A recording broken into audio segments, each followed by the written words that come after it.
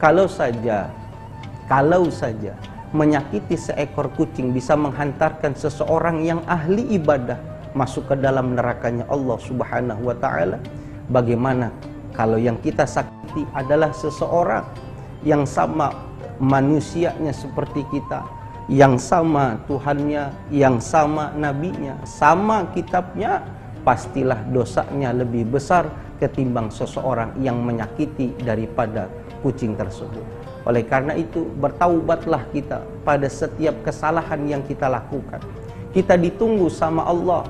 Sampai sekarang kita diberikan umur yang panjang, Allah hanya ingin menunggu taubat kita dari setiap kesalahan yang kita lakukan. Kullu bani Adam khata'un wa khairu khata'i at-tawwabun. Setiap anak Adam pasti pernah melakukan kesalahan, dan sebaik-baiknya orang yang bersalah adalah orang yang bertaubat kepada Allah Subhanahu wa taala. Yang ketiga, kata Imam Ali Zainal Abidin, yang kita jadikan motivasi di dalam kehidupan kita, innallaha ta'ala khobba'a wilayatihi fi khalqi. Allah Subhanahu wa ta'ala menyembunyikan para kekasih-kekasihnya.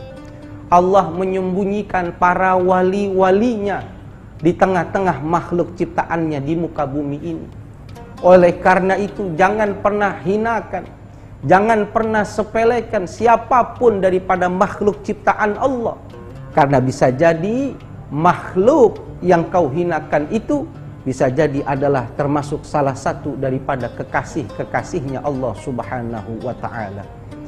Terkadang kita di dalam kehidupan bermasyarakat, berapa banyak orang-orang yang merasa memiliki strata yang tinggi dalam hal kepangkatan dan jabatan, dengan seenaknya menghinakan, meremehkan, mencaci maki orang-orang yang berada di bawahnya. Padahal yang sesuatu perlu kita ingat dan kita tanamkan di dalam hati kita, Allah Subhanahu wa ta'ala tidak pernah memandang kepada hambanya berdasarkan harta kekayaannya, tidak pernah memandang kepada hambanya berdasarkan pangkat jabatannya maupun harta kekayaannya. Tapi Allah Subhanahu wa ta'ala memandang seseorang dengan pandangan penuh kecintaan, sejauh mana orang itu menjadi makhluk yang takwa dan tunduk kepada Allah Subhanahu wa ta'ala. Jangan pernah remehkan orang-orang, jangan. Bahaya orang-orang yang meremehkan, terlebih yang diremehkan adalah wali min auliyaillah.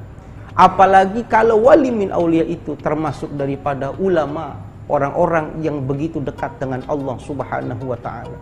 Bahaya kalau kita berani menghina, termasuk di dalamnya menghina ulama.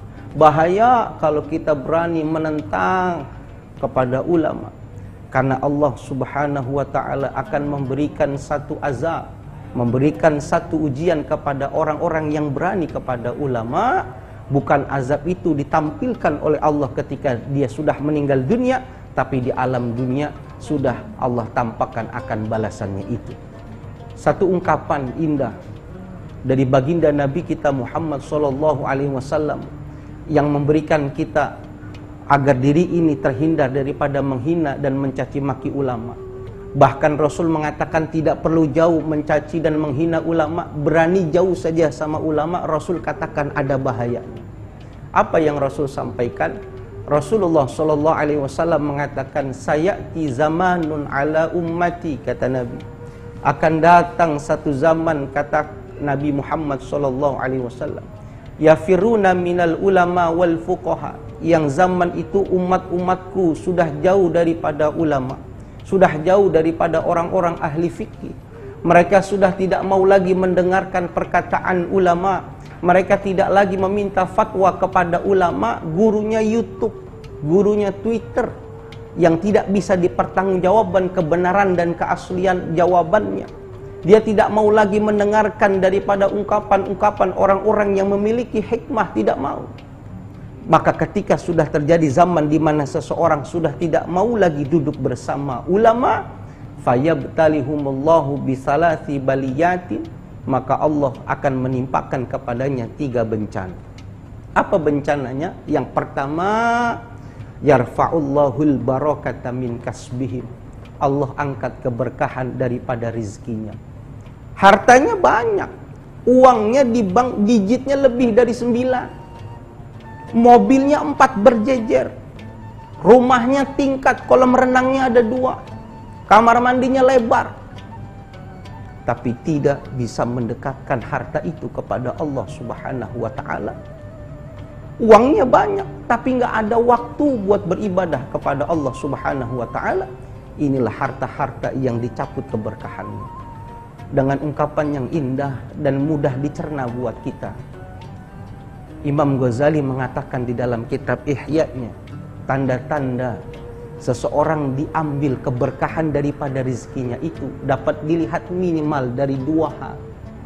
Yang pertama, seseorang yang apabila hartanya sukar bahkan berat bila diinfakkan di jalan Allah Subhanahu wa ta'ala. Hatinya nggak tergugah melihat ada bangunan masjid pesantren yang dibangun.